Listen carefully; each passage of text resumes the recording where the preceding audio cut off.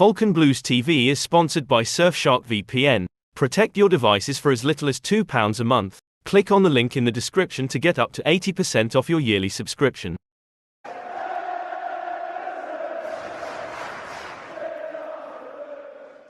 Hello, welcome back to Falcon Blues TV, you filthy animals. I'm here with Richard Buxton. Richard, Everton have just lost at home, 1-0 again, this time to Wolves. And same old story against Fulham, really, isn't it?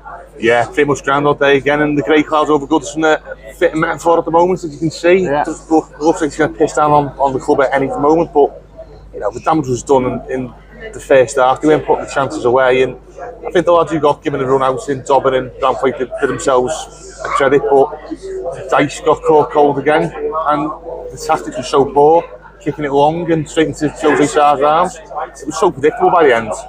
Yeah, the players, for whatever reason, like someone made a shout in the Goodison going, why is there no one on the front post off corners?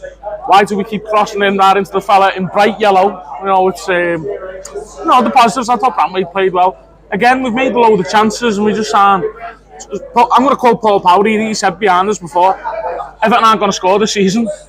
It's just everything, the post, the bar, it feels like they've done it. It feels like there's not going to be a goal coming in that team. You don't know where it's going to come from or where the next win's going to come from. And you know, Sheffield United next week doesn't look promising, does it? And I think if you lose that again and that's four on the bounce, you know, that's unparalleled for any Everton manager in the post-forward history. I do put it down to though failures from the board. Again, players not coming in early enough. It happened last season, didn't it? We didn't have the right players in at the right time. We've lost basically.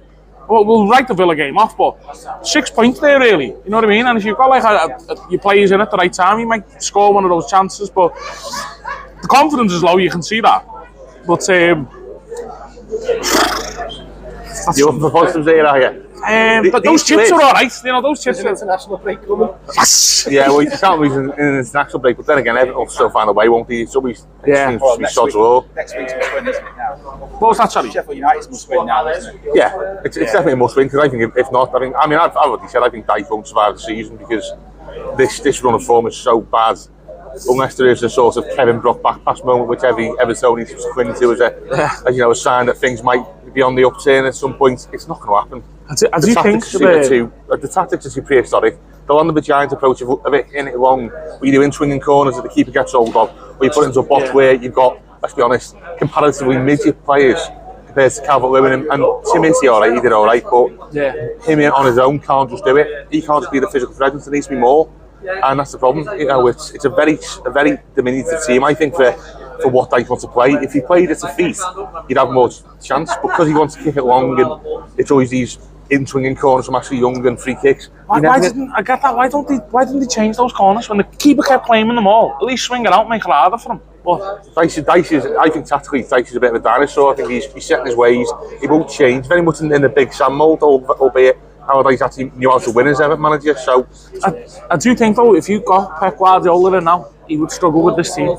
I think anyone struggle. Yeah, I think it's a tough job for anyone. Even if you had Pete Kendall 84, 85, he would have struggled with this team. There's just no fight. There's no determination. And apart from the young lads, and no one really stood out. I mean, Idrissa Gueye, he's looking like one of the worst signings that Everton have made for a while. The amount of times he gives that ball away, it's every week, and it's depressing. And it's where do you go from here? And I get the arguments about you can pin it on the board, but you can't pin it on the board for Mikey Keane going on as an auxiliary striker in stoppage time. You know, that one's on the manager, but at the same time, it's cumulative failings, isn't it? It's essentially that the board let Dyche down, and Dyche lets himself down by putting these players in. And well, I didn't like that comment on the press conference, the one about Harry Kane. You know, that doesn't need to be said. That does it? You know what I mean? We said on the podcast in midweek. It just felt needless. I felt like it almost like, I get it's his way, but you're poking the bear a bit because the fans don't need to hear that when they've just seen the supposed investors for the club that were coming in walk away from the table and there's no striker coming in. It just seems flippant and petty. And I don't know how he's going to spin this one.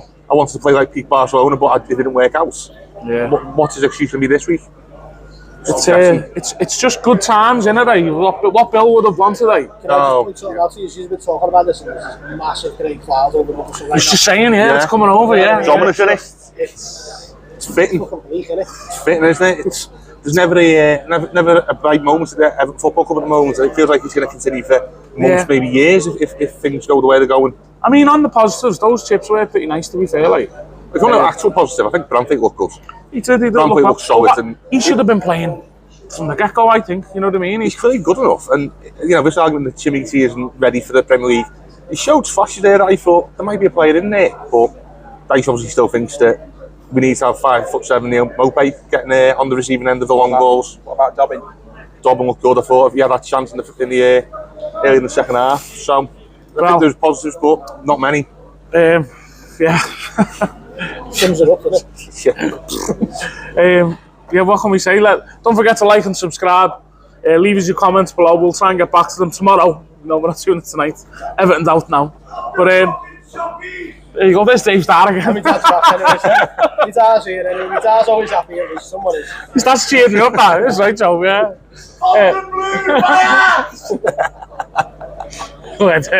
Up the fucking top, he's Colin Chung.